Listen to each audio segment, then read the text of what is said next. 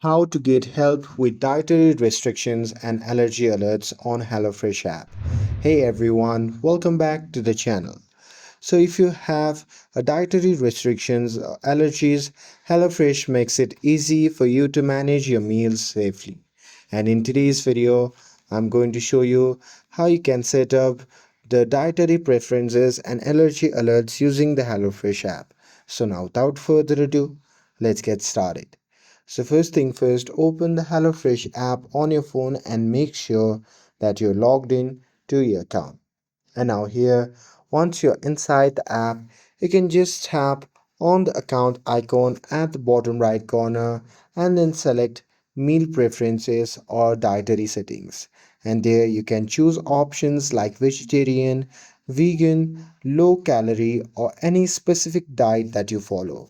And after that, you can simply scroll to the allergy section and select any allergies that you have, such as nuts, dairy, gluten, or shellfish.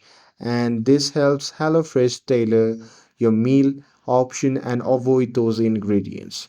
So make sure to save your changes before exiting the settings, and that's it.